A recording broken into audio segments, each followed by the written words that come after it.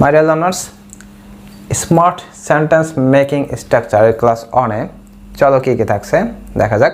মাই dear learners, এই ক্লাসে আমরা শিখব কিভাবে একটা গঠন দিয়ে অনেক বাক্য তৈরি করা যায় খুব সহজে এবং অনায়াসে। তাহলে চলো শুরু করা যাক আমাদের আজকের ক্লাস। যেমন দেখো, আজকে আমরা বাক্য করব কি দিয়ে, দেখো ইন্টেন্ট টু যেটার মানে হচ্ছে ইচ্ছা আছে, ফিল লাইক যেটার মানে হচ্ছে ইচ্ছে করছে।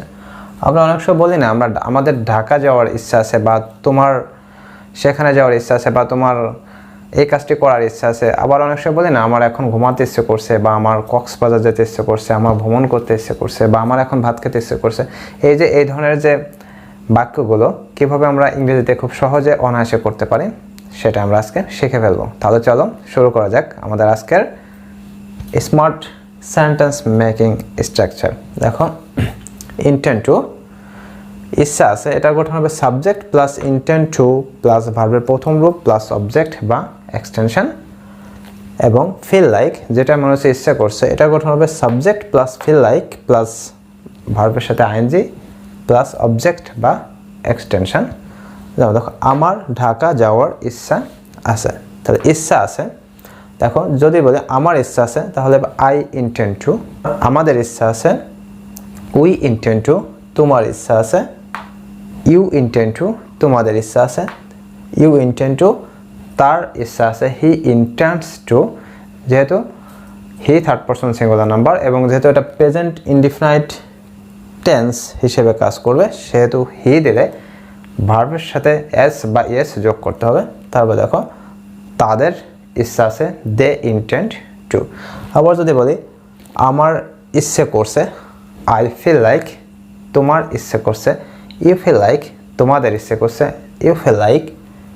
তার ইচ্ছে করছে হি বা শি ফিলস লাইক। তাদের ইচ্ছে করছে দে ফিল লাইক। রহিমের ইচ্ছে করছে রহিম ফিলস লাইক। এখন দেখো, আমরা একটা বাক্য লিখে রেখেছি আমার ঢাকা যাওয়ার ইচ্ছা আছে। এই সেন্টেন্সের সাবজেক্টকে আই, তারপরে ইন্টেন্ট টু, তারপরে মেইন ভার্ব কি যাওয়ার ইংরেজি গো। আই ইন্টেন্ট টু গো কোথায়, টু ঢাকা। দেখো, I intent to go to Dhaka. আমার ঢাকা যাওয়ার ইচ্ছা আছে। এখানে আমি যদি দিতাম আমাদের ঢাকা যাওয়ার ইচ্ছা আছে, তাহলে কি হতো we intent to go to Dhaka. তোমার ঢাকা যাওয়ার ইচ্ছা আছে you intent to go to Dhaka.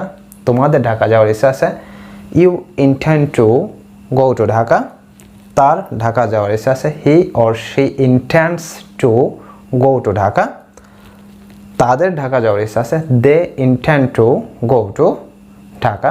রহিমের ঢাকা যাওয়ার ইচ্ছা আছে Rahim intents to go to Dhaka. আশা করি বুঝতে পারছো। এখন দেখো, আমরা পরের বাক্যটা দেখি। আমার ঘুমোতে ইচ্ছে করছে, তাহলে সাবজেক্ট এখানে কি আই, তারপরে ইচ্ছে করছে ফিল লাইক। আর ফিল লাইকের পরে ভার্বের সাথে কি করতে হবে, আইএনজি যোগ করতে হবে। এখানে ভার্ব হচ্ছে স্লিপ, তাহলে sleeping. I feel like sleeping. আমার ঘুমোতে ইচ্ছে করছে। এখন আমরা যদি এখানে দিতাম আমাদের ঘুমোতে ইচ্ছে করছে উই ফিল লাইক স্লিপিং। তোমাদের ঘুমোতে ইচ্ছে করছে ইউ ফিল লাইক স্লিপিং, বা তোমার ঘুমোতে ইচ্ছে করছে ইউ ফিল লাইক স্লিপিং। তার ঘুমোতে ইচ্ছে করছে হি or she feels like sleeping. তাদের ঘুমোতে ইচ্ছে করছে দে ফিল লাইক স্লিপিং। রহিমের ঘুমোতে ইচ্ছে করছে Rahim feels like sleeping. My dear learners, দেখো আমার ইংরেজিতে কথা বলার ইচ্ছা আছে, তাহলে এখানে সাবজেক্ট হবে আই, ইচ্ছা আছে ইন্টেন্ট টু, তারপরে ভার্ব হচ্ছে বলা স্পিক, কিসে ইংলিশে ইন ইংলিশ। তারপর দেখো, আমার ইংরেজিতে কথা বলতে ইচ্ছে করছে, তাহলে কি হবে I feel like speaking in English. দেখো, আমার ইংরেজিতে কথা বলার ইচ্ছা আছে I intent to speak in English. এখানে যদি দিতাম আমাদের ইংরেজিতে কথা বলার ইচ্ছা আছে we intent to speak in English. তোমার ইংরেজিতে কথা বলার ইচ্ছা আছে you intent to speak in English. তোমাদের ইংরেজিতে কথা বলার ইচ্ছা আছে you intend to speak in English, তার ইংরেজিতে কথা বলার ইচ্ছা আছে। He intends to speak in English, তাদের ইংরেজিতে কথা বলার ইচ্ছা আছে। They intend to speak in English, রহিমের ইংরেজিতে কথা বলার ইচ্ছা আছে। Rahim intends to speak in English. তারপর দেখো আমার ইংরেজিতে কথা বলতে ইচ্ছে করছে, তাহলে কি হবে? I feel like speaking in English. যদি বলতাম আমাদের ইংরেজিতে কথা বলতে ইচ্ছে করছে, we feel like speaking in English. তোমার বা তোমাদের ইংরেজিতে কথা বলতে ইচ্ছে করছে, you feel like speaking in English. তার ইংরেজিতে কথা বলতে ইচ্ছে করছে, he feels like speaking in English. তাদের ইংরেজিতে কথা বলতে ইচ্ছে করছে, they feel like speaking in English. রহিমের ইংরেজিতে কথা বলতে ইচ্ছে করছে, Rahim feels like speaking in English.